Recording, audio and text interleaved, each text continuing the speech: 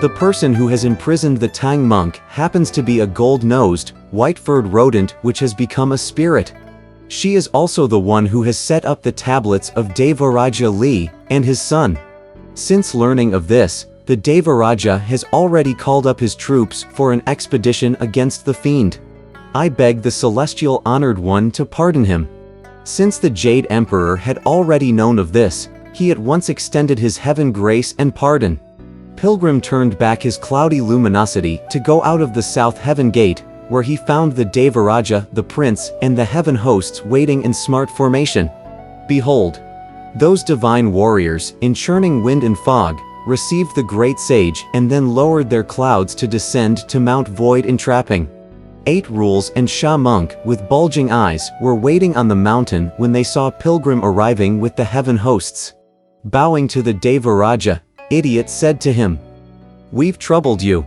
Martial heaven reads," said the Devaraja.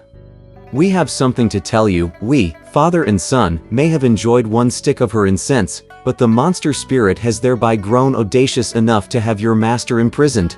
Please don't blame us for this tardy arrival. Is this Mount Void entrapping? I wonder which direction the entrance of her cave faces. I'm familiar enough with the way in," said Pilgrim. "Her cave here is named the Bottomless Cave, and its inside is about 300 miles in circumference. The monster spirit actually must have many layers. Previously she had my master detained within a double-eaved towered gate. Now it's so quiet there that you won't see even the shadow of a ghost. I have no idea where she has moved to." The Devaraja said, "No matter. Let her maneuver in 1,000 ways. She'll ne'er escape the net of heaven and earth. Let's approach the entrance first, and then we'll decide what to do." All of them immediately proceeded. After some 10 miles they reached the big boulder. Pointing to the entrance about the size of a huge barrel, Pilgrim said, "That's it. Without entering the tiger's lair," said the Devaraja. "How could one capture the tiger cubs? Who dares lead the way?" "I do," said Pilgrim. "Since I'm to subdue a fiend by imperial decree," said the prince. "I'll lead the way." At that moment our idiot became even more impetuous. "Old Hog will be the one to lead the way," he shouted. "No need to make so much noise," said the Devaraja. "Let me give the order, the great sage Sin and the prince will lead the troops down there. We 3 will stand guard up here at the entrance.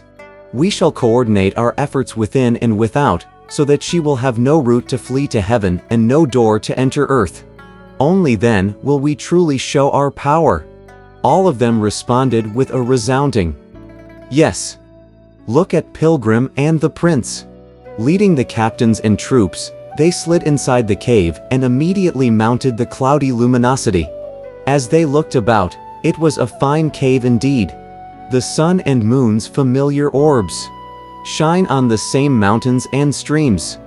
Pearly deeps, jade wells warmed and sheathed in mist. And e'en many more lovely sights. Red painted towers in layers. Scarlet walls and green fields endless. Late autumn lotus and willows of spring. Such a cave heaven-s rarely seen. In a moment they stopped their cloudy luminosity right before the old residence of the monster spirit. Noisily the celestial warriors began a door-to-door search. They looked everywhere, spreading out through all those 300 miles, but neither a single monster spirit nor a Tripitaka could be seen at all. "This cursed beast," said the warriors, "must have left the cave and removed herself far away." Little did they know that there was another small cave at the dark southeast corner. There was a tiny door in the cave and a house built rather low, surrounded by a few pots of flowers and several stalks of bamboo. It was a place shrouded in darkness and faint fragrance. Here the old fiend had brought Tripitaka and wanted to force him to marry her, thinking that Pilgrim would never be able to find them. She did not realize, of course, that her fate was about to overtake her. As those little fiends crowded together inside, you see, one of the more courageous ones stuck out his head to take a peek outside, and he ran directly into the celestial warriors. "They're here!" they cried, and Pilgrim became so aroused that he went crashing in, his hand gripping the golden hooped rod. The whole nest of monster spirits was packed in that small and narrow place. When the prince and his troops surged forward, where could any of the fiends run to hide? Pilgrim soon located the Tang monk, the luggage, and the dragon horse. When the old fiend realized that there was no way for her to flee, she faced Prince Na and kowtowed repeatedly, begging for her life. The prince said, "Our expedition here to arrest you is decreed by the Jade Emperor, and it's no small thing. We, father and son, by enjoying one stick of your incense, nearly brought on ourselves colossal calamity." Thereupon he bellowed, "Celestial soldiers, take out the fiend binding ropes and tie up all those monster spirits." The old fiend, you see, could not avoid a little suffering. The company then turned around their cloudy luminosity and went outside the cave, with Pilgrim chortling loudly all the way.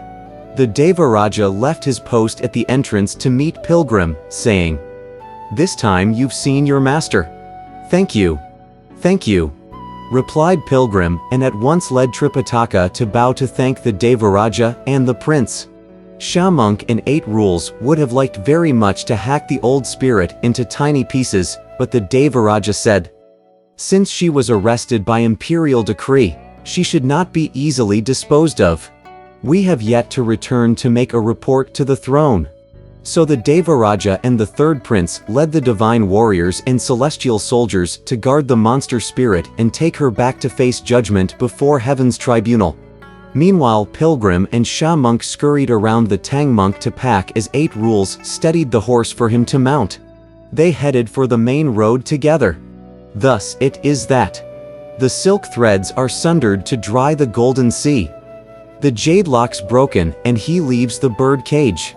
We do not know what happens as they journey forth. Let's listen to the explanation in the next chapter.